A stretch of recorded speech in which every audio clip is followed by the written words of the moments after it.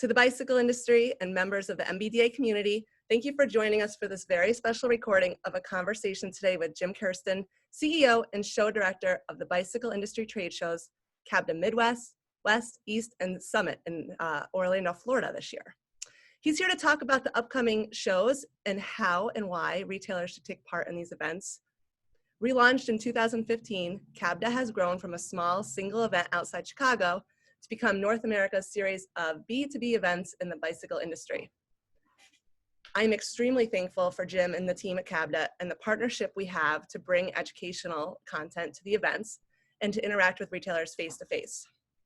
We know that this industry we're in is continuing to evolve at record pace, and these rapid changes are demanding us to stay focused on the collective movements of the industry. The CABDA tagline is "Keep the Bike Boom Alive," and I am looking forward to this conversation with Jim to touch base not only on the history of the events, but why now more than ever we need to engage and show up. Jim, thank you for joining us. Thank you so much for having me. You've been a personal friend of mine.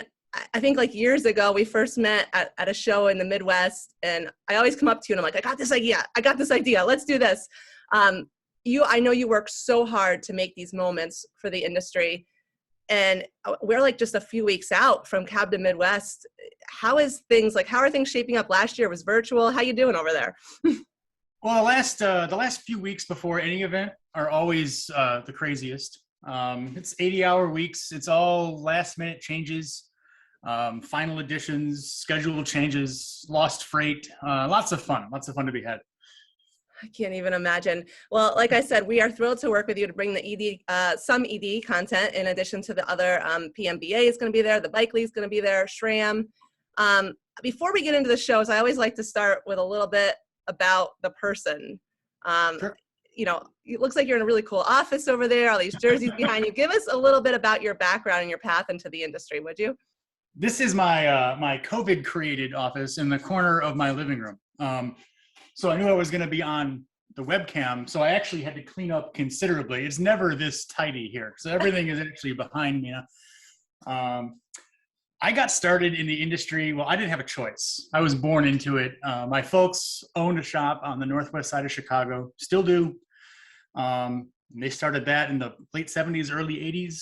So yeah, I never had an option of not working in the bicycle business. So you were going in when you were like 10 years old, 13 years old, or? Yeah, so we'd hang out in the shop when we were even younger than that. There was a playpen behind the counter.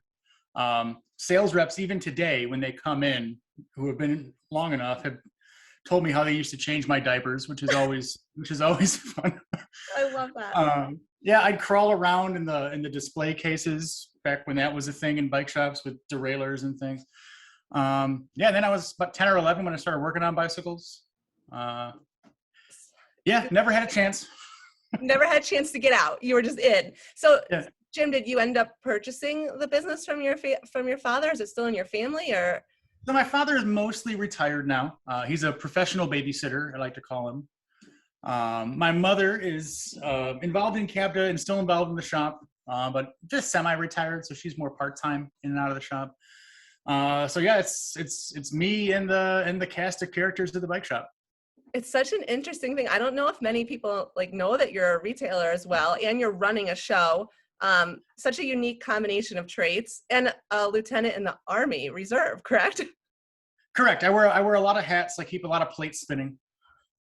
So I know that CABDA has this long history, and if I'm correct, I believe, and please correct me if I'm wrong, but I thought that the NBDA had chapters, and that CABDA started out as like a regional show of the NBDA. Is that correct? Do you know about the history? So I know when the show started, it was in the late 60s, early 70s. And it started, there was always this kind of like rough amalgam of Midwest dealers and Chicago dealers that would have the, meetings and Christmas parties and golf outings and stuff like that. And the first show that they ran, the first several were hotel shows. So everyone would rent, all the companies and exhibitors would rent hotel rooms. And dealers would go from room to room and look at the products. And they'd lay them out on the beds, or they'd move all the beds against the wall and they bring in their displays. Kind of like a Eurobike theme type of thing? How So a lot of them they'd fill the bathtub up with ice and beer to keep you in the hotel room longer. we would get or we get a ton of business done. I don't know what would happen. Yeah, the whole rest of your day is shot. But yeah, so to keep you from looking at, the Peugeot bikes or the Schwinn bicycles, oh no, we got more over here, and they'd keep you there. So I've heard stories from some sales reps where, they made them sleep in the room. So they had to wake up, fix the bed again to put the products on it because the dealers were coming in an hour. That's funny. So CABDA's been around for a very, very long time. It's taken many different shapes and forms. How did you get involved as the show organizer? Were you just going to the show, or? So one of the show lasted until about 1999, 2000-ish. And one of the first jobs I got out of the shop, when I actually got to be paid, because I never got paid, working for my parents, is they would hire, either mechanics or shop employees or kids of bike shop owners, and you got to work at the CABDA show doing menial tasks. I was stuffing badges into plastic sleeves. So yeah, my first job that I actually got paid for was at CABDA, and that's how far I've come in life because I'm still doing it. Yeah. So you're working at the show. The show went on hiatus for a while though, right? And then it came back, Jim? Yeah, so the show went through several different kind of phases over 30 years. Went from being a hotel show. They held a few at nicer hotels. Then they moved to it was called the Pheasant Run Resort. I remember that one. I was there. We held one there a couple times too, in the new version of CABDA. And then they moved to Rosemont, and they had this massive trade show for 3 or 4 years. But most trade shows follow a sine curve. It's real popular, people start liking it, and then it gets tired and people start going elsewhere and other alternatives emerge. So yeah, the show kind of fizzled out in about the year 2000, and then we brought it back, 2015. So you were just like, we need this again. You saw a need, and it was always just the one show in the Midwest. Is that correct? So when CABDA itself kind of fell apart, there was an even looser affiliation of bike shops. They were calling themselves BDAC, which was Bicycle Dealers Association of Chicago. And they would do meetings, they'd have Christmas parties. It was all relatively small scale stuff. You'd bring in speakers to talk about merchandising or about certain products or services, insurance or POS systems or something like that.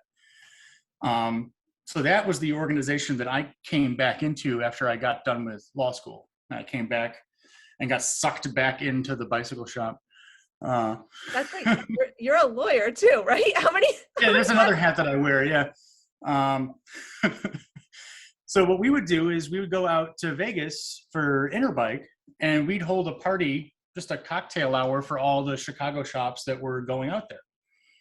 And the first year we did it, it was, 30, 40 people showed up, and it was, hey, I know I saw you last month at this meeting, but now we're all in Vegas. Let's have a drink. And it was pretty casual.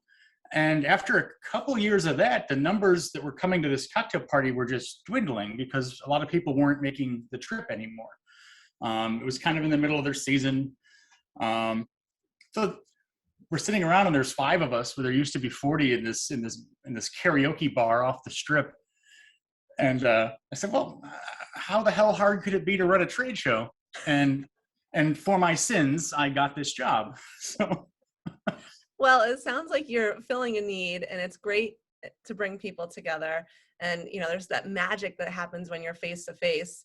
So you've been doing this now since 2015, you said, when you kind of started it back up. When did you think about adding the West and the East events? I feel like the East is fairly new, and maybe the West just a couple years old, or? So we started the West show. The first one was January 2019. So two and a half years ago. We started the East one last year. Was the first one that we opened the show right as COVID was hitting.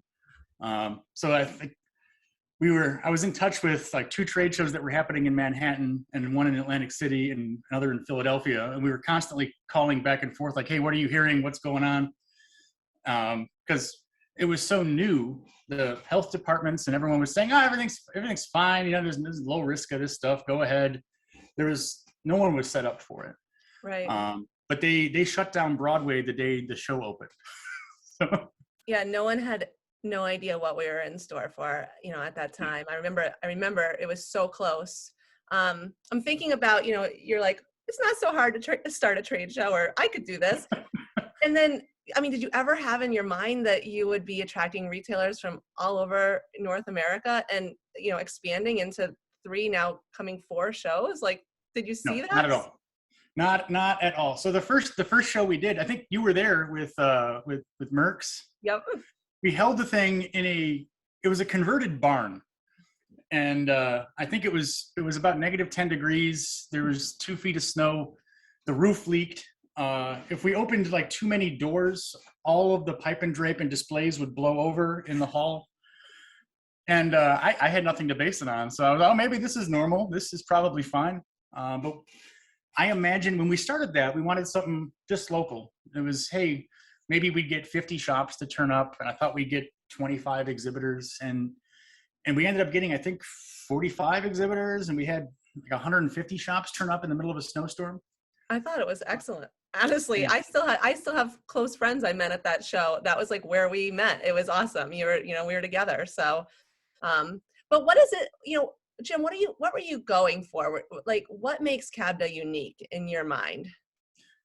One of the things that we were always going for is like the personal connection. We did not want an event so massive that, a shop would just come up, grab a catalog and move on. We wanted something where you could talk to someone, you could walk them through your line, explain to them, even if it's not even about the product, if it's just about the human connection. So it was that slower pace. That's really what we wanted, more face-to-face time between someone giving a tech seminar, even a salesperson. We wanted that more, positive connection between people, as opposed to, we have the fanciest looking booth, come here, grab a catalog and leave. We didn't think that was a benefit. I can tell you definitely execute that, because like your face is everywhere. I don't know how you're everywhere. You're running around, you're doing a million things, but you take the time to stop and welcome people and thank them for coming. All right, so I was doing a little fishing around on the World Wide Web, and I Googled CABDA, and I came across this article titled "What Does CABDA Stand For?" And it was like sustainable business practices, expert level service, high quality products. Like, I think you wrote that article, is that correct? I did. That was back when I had time to write articles. Yeah. I thought it was awesome. But, can you touch on that a little bit? That's all part of it too, right? So until this most recent bike boom, we had 10, 12 years of basically flatline, if not declining, business situation in our industry. No matter how much money we threw at promoting cycling or advocacy or stuff, it was still, we weren't moving the needle at all. Add to that some of the challenges that affected a lot of retailers. What if it wasn't online retailers coming in and undercutting them, or people in the EU undercutting on price? There was always these like threats that were coming up. So we came up with the realization that we can't really affect that. As a bike shop owner, I'm not in charge of tariffs. I can call a congressman, I can write, a letter or sign a petition, but the things that we can control, that can differentiate us from the internet or from the shop down the street that doesn't care, doesn't support the community. The things that we can do are make sure that we're doing an excellent job, make sure that our staff are trained, are good at what they do, that we're treating people with dignity and respect, that the products that we're selling aren't just cookie cutter products that are available anywhere, but are more curated to our audience and to our. So we really wanted to get the message out that there isn't one lever or set of levers that you can move, but there's 1,000 levers, and what might work for one shop isn't going to work for another. So a lot of it was just giving retailers the tools and just kind of broader understanding of, there's a ton of things that you can be doing. It doesn't have to be, oh, this is the way we've always done it. This is the way we did it 20 years ago. This is the way that this company tells me to do it. There's any number of things. And one of the best motivators for that was just getting people in the same room together. Just walking around the show floor, I'd see a dealer from Minnesota talking to one from Missouri about how they displayed helmets and how it I was like, well, that type of, serendipity doesn't happen on the internet. It happens because these two guys were just talking to each other. So that's really what we wanted to have happen. Yeah, I could not agree with you more. I almost have goosebumps because, you've seen the content we put together for the ED sessions, and there's a series of mind melds, and it's basically just that, bringing retailers together to talk about what are your sustainable business practices? What are you doing to offer a curated experience? What products, how are you selecting your products for your store and positioning them? And that magic happens when these conversations happen. And I feel like that's why you should go to CABDA. I was looking at the seminar list, the collective one of everything. There's a lot of amazing content that's going to be there that you can't get, anywhere. Yeah, and it's what I like about it too, and we're up against this, pandemic situation. So we want to make sure people are as comfortable as they can. So if you've been to CABDA before, this year will look different. Things will be spaced out a bit more. But it's that interaction with the people. So the guy leading, so Bill Mold's coming and he's doing a four session series on wheel building. And you can watch all the wheel building videos you want. This is you're talking to the guy, he's in front of you. You can say, oh, how about this? You can feel the spoke tension. So that's something that we can't really replicate in a digital format is that interaction. I'm with you on that. So how about attendance? You say you started 150 people that first year. Where are we at now? I mean, I know it must be different for every show, but give us. It's different. So we started off with 150 shops. There's a few different metrics that we look at. We look at how many shops themselves are coming, and then we look at how many people per shop are coming. So when we started the show, I think we had, I want to say it was like a two badges per shop on average were showing up, 2.5 maybe. And as the Midwest show, our longest running one, got more and more established, people were more comfortable bringing more people to the show. So it also helped that we were in February and they could lock the doors because there's 2 feet of snow on the ground and not lose any business. So we encourage you to bring your staff, bring mechanics, bring salespeople. There will be seminars and clinics and breakouts. And even if it's just walking around the booths and talking to the people, you'll have a better understanding of products that are available and how to sell them. So it's not just for the manager. I was going to ask, so who is it for? So retailers, with brick and mortar or online as well, mobile shops, fitters, talk to me about media. Who are we get a bit of everything. So we'll have, bike fitters, bike mechanics, mobile shops, rental locations, tour operators. If you're involved in bicycles in a professional manner, we want you at the show.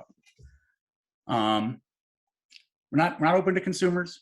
So it is a chance for retailers to let their hair down a bit. You don't have to, exhibitors too, I suppose. The companies don't have to constantly look their best because the public is there.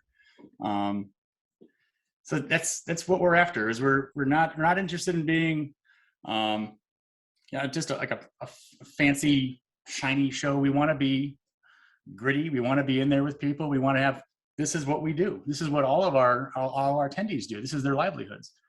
So it's a chance for people to interact with not only just, we say industry peers a lot, but these are people who have the same, basically lives as you. They have the same problems. They deal with the same problem customers and complaints. They're dealing with the same supply chain issues. And how they have responded to it might be different than how you have responded to it. And that's when you get the chance to improve your own business based upon either the products and services that you see at the show and just from talking to people. Yeah, there's nothing like walking in the front door and, you've got you're greeted right away. And, the show is set up that there's, definitely people all over, but then there's ED sessions happening. And then there's, happy hours at night and all these opportunities to really talk to people and have those, connective moments. It's free for retailers to attend. Is that correct? What are up to a certain point? Tell us, for our listeners listening, if they want to attend, what's that look like, Jim? You go to cabdashow.com. It is absolutely free for retailers and their staffs, spouses, partners, mechanics. Anyone that works in your shop can come to the show for free. We just need you to register. We have to shut down the online registration about, I think it's 5-6 days before the show. Because then we have to take all those registrations and proofread them to get them into the badge printers. And you'd be amazed at how many people misspell the word bicycle or they'll misspell the name of their own shop. So we have to go through and clean all those up, and it takes a while. So it's free up until that point. And then after that, we charge a nominal fee. I think we charge $30 if you want to show up at the door and sign up. Of course, this year, if you are an NBDA member, you can sign up for free on site. Just show up. Or if you want to join the NBDA, because you don't want to pay our entry fee, join the NBDA and you get in for free.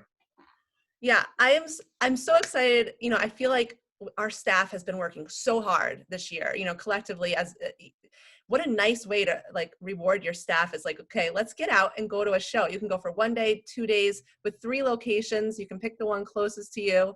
I thought it would be neat just to talk about each location a little bit and just give our listeners a better idea. So the Midwest, that's the longest running show. That one's September 15th and 16th, coming up really fast. Tell us a little bit about the location that it's at now, and anything that we might want to expect, you know, if that was a show we might want to be able to attend. So we hold the Midwest show at the Schaumburg Convention Center, which is about 30 minutes outside of Chicago. It's right by O'Hare Airport. We hold all of the shows just outside of major metropolitan areas. And that's for a few reasons. One, no one wants to pay $90 to park. Like if we held the show in Manhattan or in downtown Chicago, there's a bunch of added expenses that go into that no one wants to pay for. One, they're also easier to get to. There's less traffic. They're directly off of highways. But we like the show in Chicago. We like our venue a lot because we have an on-site hotel. It has restaurants. There's free parking. It's kind of all in a little bubble, which is a lot of fun. Especially when you're someone like me and you have to walk 70 miles over 3 days. So I can't even imagine what you're tracking on those days. So the West venue, this is a new one for this year, right? In October 12th and 13th? Brand new. So we've run the show for the past 2 years in San Diego at the Del Mar racetrack. With the new kind of COVID dates that that we're running this year, it falls into race season. So they're using the racetrack for other things. So we knew we had to look kind of for a different venue, and we wanted to move it closer to Los Angeles because that's where the bulk of our attendees come from out west. There's such an amazing kind of concentration of bike shops in Southern California. It's probably 20% of the American bicycle market. Yeah. So getting something that was easy for them to attend and kind of more centrally located was important for us. I was looking at the map and making my travel reservations for that one. And I was like, oh my God, I can go to the show. I can visit shops. Like it was just like I could get everything done. So yeah, you can't throw a rock in Southern California without hitting a bike shop someplace. Yeah. I'm excited for CABDA East. It's at the Meadowlands, December 8th and 9th. So this is the second year, right, in this location. Is that correct? This is the second year. So our first year definitely affected by the pandemic situation. So this year I plan on blowing the doors off of that place. I think that the dealers out there have been long bereft of a local show that they could call their own. It's easy to get to for a lot of shops, and we located all of these shows in Los Angeles, Chicago, and kind of New York City areas because the majority, 90% of our traffic is drive-in. So people are hopping in the car, bringing staff, and they're driving to the show. So 90% of our attendees come from within like a 3-hour travel window around these cities. And each of those has about 1,000 shops in that kind of circle that we're drawing around them. And we don't get that anywhere else in the country. So we're always looking, we're always saying, where aren't we talking to people? Where aren't we getting folks from? But that was really the driving force in those 3 shows is we wanted that kind of concentration of bike shops. I'm on the East Coast. I'm a New Yorker. Every shop I talk to is like, I'll see you at CABDA East. Like everyone's going to be there. So I'm pretty stoked about that. And then I see we're headed to Florida this year. So the summit, our listeners may not know what the summit is. It was going to be last year or the year prior, right? But it was canceled due to COVID or last year? It was supposed to be last November. Okay. And then we postponed it to this November because of the pandemic situation that's happening. So tell us what makes the summit unique. So what is the summit? So the summit, unlike a trade show where it's a bunch of booths and you're looking at, bicycles and jerseys and apparel and components, it's none of that. It's more of a conference style atmosphere. So when we do educational sessions and tech clinics at the shows, they're great for little nuggets of information. But when there's a lot going on and people's attention spans are lower, you can't really do deep dives into topics. You like to think you can, but no one's super focused on it. They might glean a few things here and there, but it's mostly quick hits. With a conference style event like at the summit, we can have much deeper conversations, get into topics a lot more in depth than we would have when there's 100 things going on around them. Plus, being in Disney, we got to leverage some Disney magic. So one of the things I think is going to be important moving forward is, how do retailers distinguish themselves? How do you separate yourself from the pack and yourself from either online retailers or mass merchant retailers? And one of the things Disney does best, which is marketing and branding. So getting to bring in some of those Disney assets to tell us, what would your business look like if Disney ran it? What would be done differently? What would your employee policies look like if Disney ran your business? And I'm not saying you have to do everything they say, but it's a great conversation to have. Is these people know exactly what to do, and they're upfront about it. They're like, this is what we do for a living. We come up with these ideas, we create these experiences, and people pay a hell of a lot of money to come here. That's why we chose Disney. And who doesn't want to go to Disney World? Come on. I know. It's an amazing location. And yeah, I was going to ask you about the Disney magic and what we can learn from that in the industry. So is the summit more for the owner or the manager or the key decision makers, would you say, for retailers? I think that's who is going to take advantage of it. I think really anyone who wants to get deeper into some of the issues affecting our industry and get deeper into some of that kind of marketing, bigger picture ideas that can help their business. So I imagine we'll get bike shop owners and managers. I imagine we'll get some brand sales managers and marketing types, because really, I think anyone can take advantage of the stuff we're going to talk about. Is attendance limited at that one, Jim? Like, should people, if they're interested in going, be registering to reserve a spot now, or? Yes, we're limited, I think, to 100 people. Okay, wow. All right. And that's, again, we're planning on all these kind of socially distanced things, keeping people in the same room. So I don't want to put 300 people in a room and have people uncomfortable. Plus, I think that type of atmosphere is far better for that type of communication and networking if it's not everyone's elbow to elbow. So that's what we're going for. And if it takes off, maybe we find a different location that's bigger. But I'm really excited for that event. It's like the Disney Swan, right? Is that where the host hotel is? So that's walkable to Epcot. So we could go around the world there, right? So you can go around the world, yeah. So we include meals, so includes breakfast and lunch, and we're going to have a finale dinner with dessert underneath the fireworks at Epcot.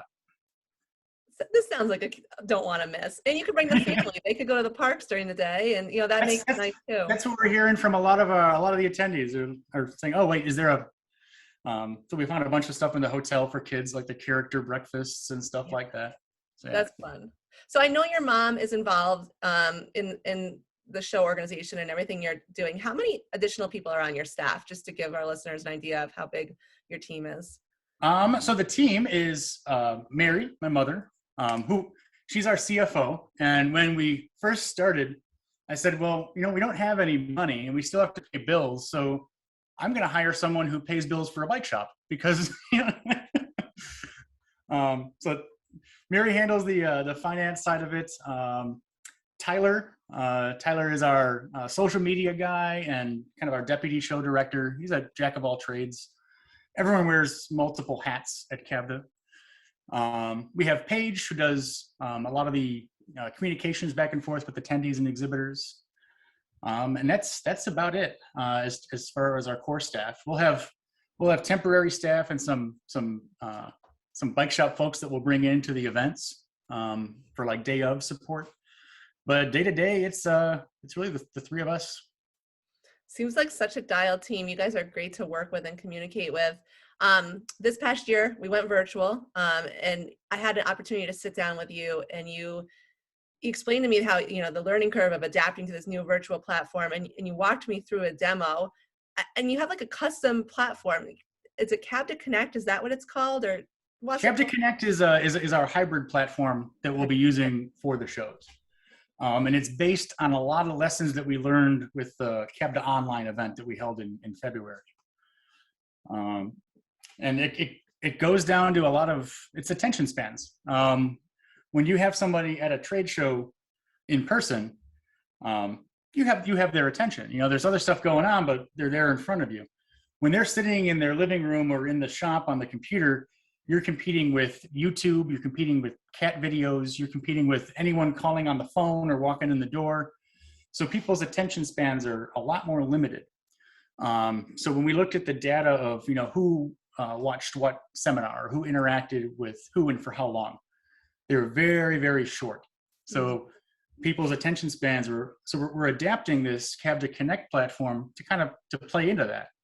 People aren't interested in logging onto the computer and sitting there all day watching, 4 hours of seminars. I mean, there might be a few, but that's not the majority. It's not even close. So quick hits, shorter things, matching people's attention spans, contacting the right people as easy as possible, whether it's a sales rep or a shop owner from a different place, making them easy to find and easy to connect in between. That's really what we're about with CABDA Connect. So it's a stripped down version of our CABDA online platform.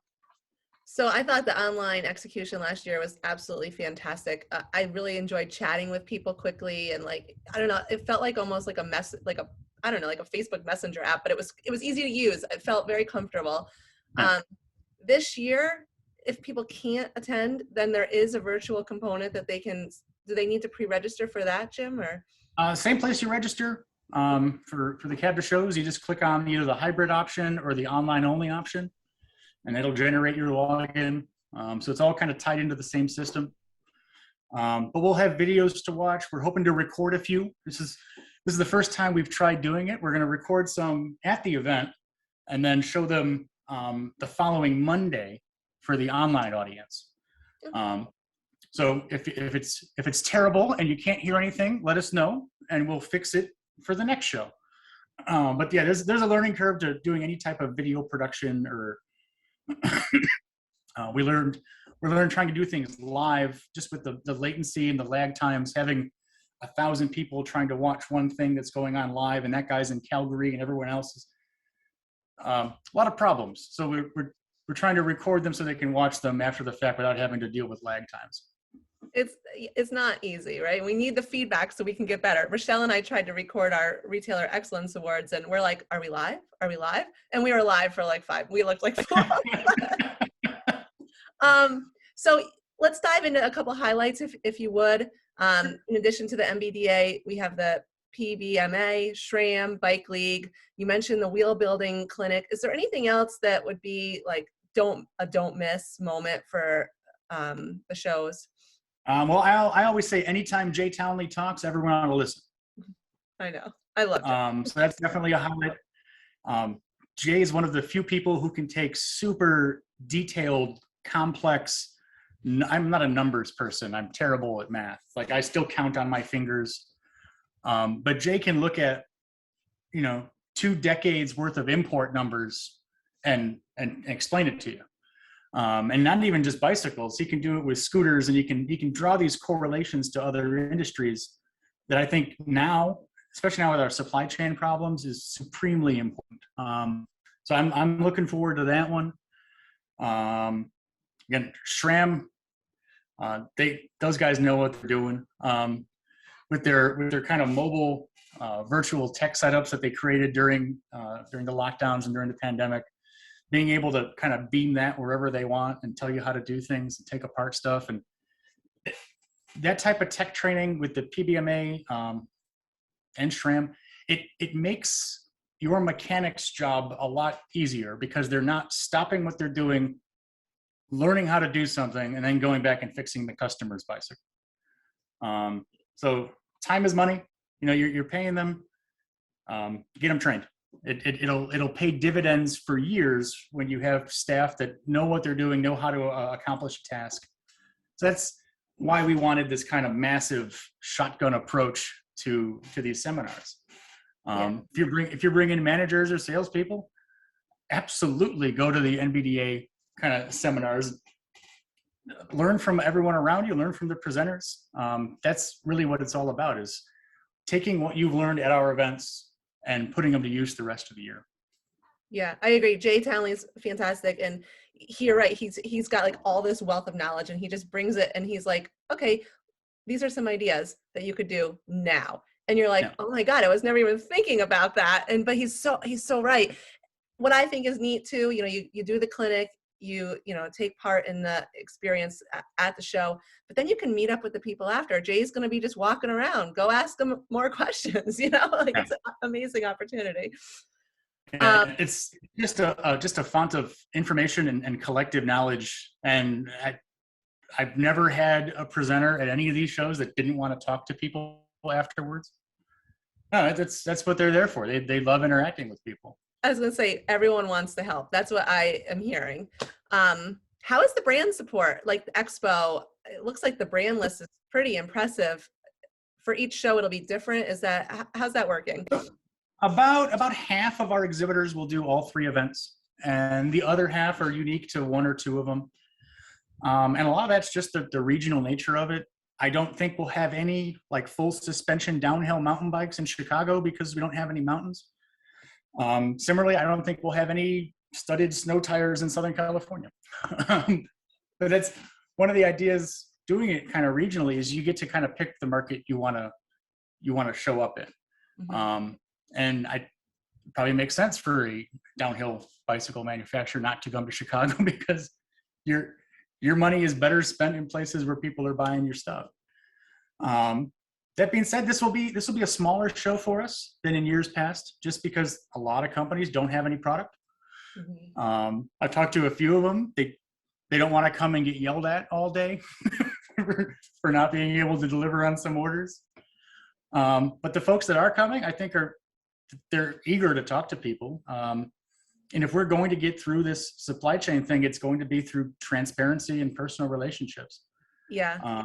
It's easy when you're on the retailer side and you're clicking through, B2B sites trying to order product and nothing's in stock and none of my back orders are coming in, and it's easy to get, blameful and saying, oh, everyone's out to get, I can't find anything. They got to fix this thing.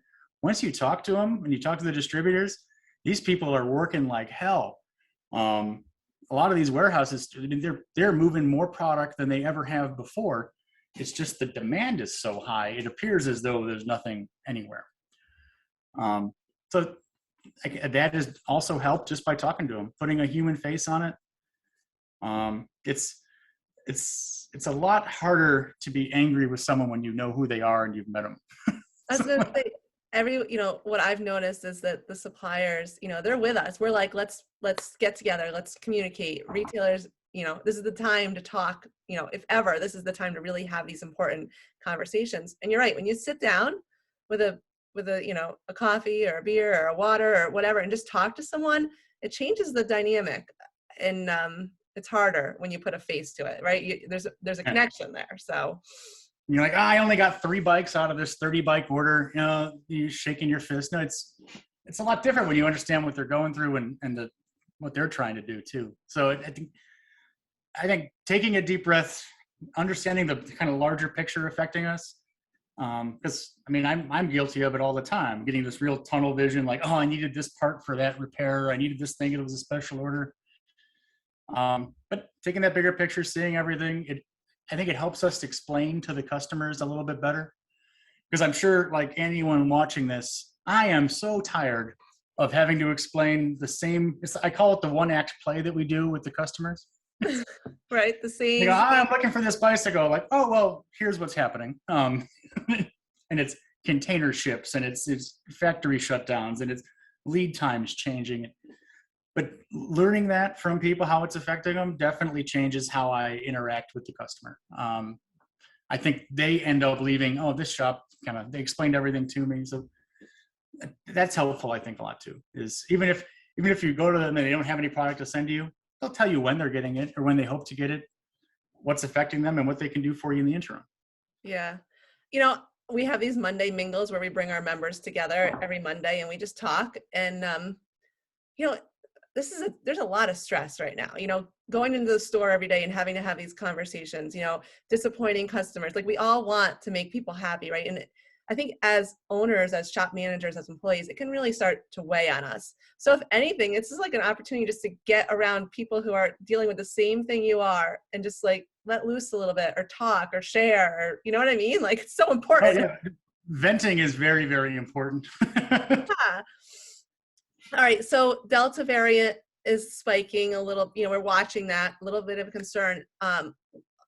Give us an idea of the safety procedures. Are we going to be expected to wear masks or vaccination proof? So we had planned on this massive amount of, it was going to be thermal temperature scans and one-way aisles and door counters. And we had planned on that when we were going to hold the shows back in January and February. Situation is changing every week with the guidance we're receiving from health departments. We're going to end up with probably 3 different sets of policies for our 3 shows, probably a 4th one for Florida. Chicago and Illinois has a mask mandate, so we'll be looking at masks. Again, everything can change. Everything seems to change every week anyway. The shows are going to look different. We're trying to distance people as much as possible. We're trying to hold as many events as possible inside our kind of larger spaces that have better air circulation. So there'll be no aisle carpet, so we can do the Zamboni floor treatment. Again, it's all about making people feel kind of comfortable. So we'll also be having these cool different color wristbands that everyone will get. So if you're fine with handshakes and there's plenty of hand sanitizer, you wear the green one. It says, "Hey, I'll shake your hand." We have the yellow one for people that say, "No, fist bumps and elbow taps only. I'm still kind of nervous." And then we have the red one that means stay the hell away from me. I like it. It's nice and easy. You don't have to tell anyone. You just, you can just look. Yeah, you can see them from afar, like, oh, I better just wave for that person. So we're doing what we can to do contactless badge pickup. Everything from food service to everything else has been thought out with prepackaged stuff. But again, everything will change. I'm on the phone at least 3 times a week with county and state and local health departments saying what we can do. We're keeping an eye on it. No one wants to be the show director at a super spreader event. But I think with the precautions that we're taking with the masks and the kind of spread out stuff, putting 1,000 people through a 100,000 square foot convention center is a little bit different than putting 500 people in a seminar room. Mm-hmm. So as much as we can keep people spread out and moving around, I think we'll be fine. Yeah. And I know we had some big plans for this year that we kind of put on hold just because we didn't want to bring people close together, but so excited for as we continue moving forward with the NBDA and CABDA and working together. There's just we're in a bike boom. We're in a stressful time, but I'm pretty excited about everyone coming together and the energy. I mean, are you feeling that too in the conversations you're having? Absolutely. And I try to impress upon people that our mission, everyone's mission, there has never been this large number of people infused into our industry. This number of people increase in ridership is through the roof. And I think a lot of them are temporary riders, COVID riders.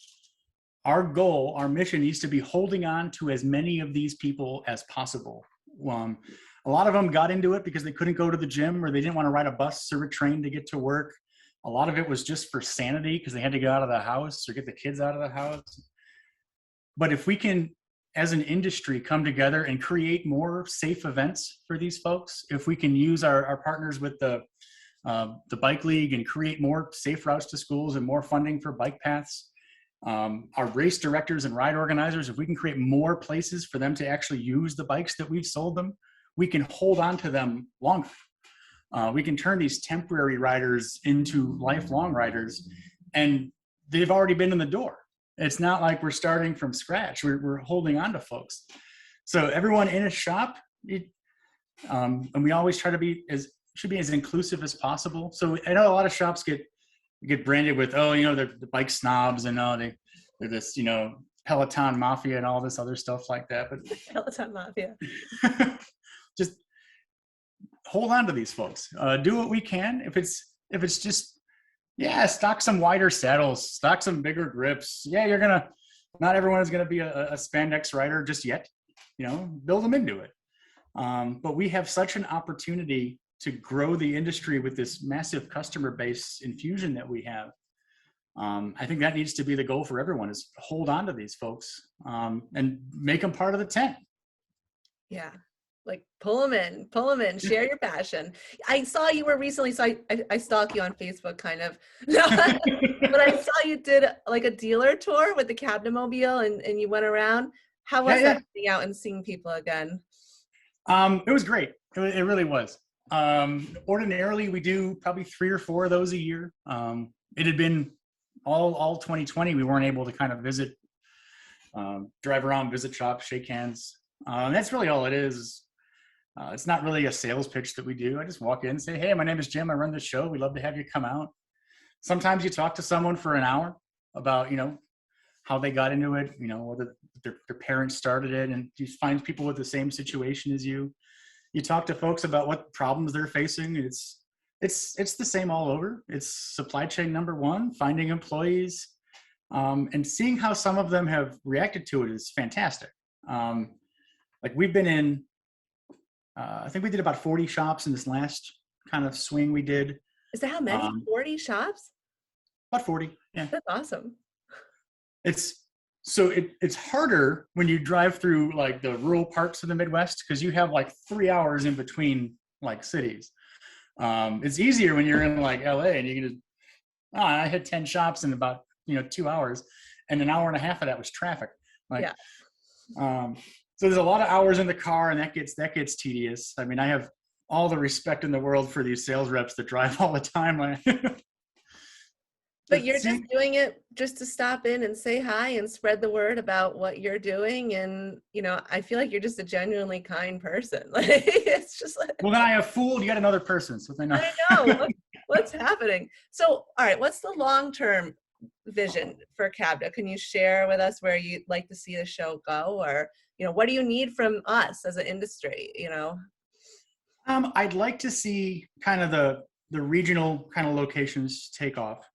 And they have. I'd like them to be centers for education, places that you can bring your whole staff, get trained up, get certified on certain products. Or so from a brand perspective, hey, we know that there's going to be 500 mechanics at this thing. Does it help our warranty situation if they all know how to work on the thing and they don't have to send it in? Of course it does. From a sales perspective, if we tell them the success stories of how to sell this product, not just, hey, it weighs this much and it has this many speeds, but how to actually sell the thing, of course that's going to help your numbers. So doing that and explaining to folks, they're local, they're easy to get to, they're free. That's really what we're going for. We don't have any really grand plans. I'm a glorified bicycle mechanic. So more people coming together. So there are some happy hour events though happening, correct, too? There are, yeah. So they're going to be trimmed down, just because I didn't think it was appropriate for again cramming a few hundred people into a room for a raucous rock and roll concert. So it'll be a bit more subdued, but would not be CABDA without free beer. So we'll still have that, but more spread out, more subdued. We'll have some jazz musicians instead of the rock and roll band, I guess. Oh, I love them. So there is going to be some music though. I love the music part. Yeah. That's good. And you can bring your significant other. Say you work at a store and you want to bring someone with you. That's okay for a pass. Absolutely. We love seeing kids. We love seeing spouses. Like I absolutely understand that was one of the few chances I had to get out of the bike shop. Plus, kids love getting free T-shirts and trinkets and stuff like that. We love seeing kids. Although half of me wants to save them, no, get out of the bikes now. Don't do it. I'm thinking, what a great way to introduce them to the industry and get them pumped. Yeah. So. No, I remember when I was a kid, getting out and going to these things and seeing cool shiny bicycles, and I love getting all the industry swag and then putting it on my bed at home. Like it was always a great time. So yeah. So exciting. So one other thing I forgot I wanted to ask you about, you have some industry awards, right? We do. Tell us about that. So we started with so we call them the CABDA Awards, and it's sort of like a People's Choice Award. The winners, we do a Retailer of the Year, we do a Supplier of the Year, and then we do a Sales Rep of the Year. Oh. And we'll be doing them for all 3 of our locations this year. Before it was just Midwest. And the Sales Rep of the Year, I think, is the most hotly contested one. We've had people, get campaign buttons made, and so you can vote. So nominations are still open for the West Show and the East Show. We're already voting. Voting is live for the Midwest Show. If you go to CABDAshow.com, you can click on the right show and you can vote for your picks. The winner of the Sales Rep of the Year goes home with it's a custom made wrestling championship belt that we had made up. Oh my goodness. When is this announced? Jim, when do you announce the winners? So we do the winners at the happy hour after the first day of the show. Okay. All winners also go home with giant 6-foot tall, BMX trophies. We never miss an opportunity to be ridiculous. So have a little fun. I love that. So retailers can, cast their vote online, CABDAshow.com right now. Yep. Awesome. And so if they're from the West Coast or the East Coast and they want to nominate their shop or they want to nominate their favorite sales rep or their favorite supplier, they can still do that too. And so say you decide the morning of a show, I'm just going to drive to the show. You can drive and show up that day. Like you said, there's a nominal fee, or if you're an NBDA member, we're hooking you up. But that is Absolutely. An option for all shows. They could just drive that day. 100%. We just need some type of proof that you're not a consumer. Right. So shop business card, company check. I'll ask you a series of questions that only a depressed bike shop mechanic would know. Yes, we got to keep consumers out because we're discussing wholesale pricing. But if you work in a shop, if you own a shop and you haven't signed up, you can still show up at the show and get in. What about for brands, associations, groups that might want to still come and expo, at the show? Is there opportunity still available there? Absolutely. As long as we have space, more than welcome to come out. All right. So now you're going to have to share your contact information so people can get a hold of you. Sure. Just drop me an email, jim@cabda.com, and we'll get you taken care of. So easy. And you respond so quickly. You're like right on it. So thank you for that. It's the 3 different phones that I carry. Yeah. Weight it down. Is there anything else, Jim, that I didn't ask you that, we want to share with our listeners just to, Wow, it was pretty far reaching. This has been great. I think we touched on everything. I think we touched on everything. I can't wait to see everyone in person. Like I said, thank you so much for working with the NBDA, for allowing us to, promote CABDA, to bring you on. I just wanted to give the industry like a little bit more about the shows, a little bit more about you, the history, and what to expect, because I feel like, when you get a little bit better picture, maybe it kind of can help you understand why you should attend, or if you can't this year, why you should in the future. So thanks so much, Jim. You're a rock star. You too, Heather. What you've been doing is incredible. It's just it's a I don't know how you have the energy. I really don't. We're having fun. I don't have the 3 phones. No. So that is it. Lots of love for our industry. We hope to see many retailers in person at the upcoming shows. If you're in attendance, stop by, visit with Rochelle and myself. We'll be at all the events. Please share this episode with your friends on social media. Appreciate your support. Thank you. And with this, we go. So long.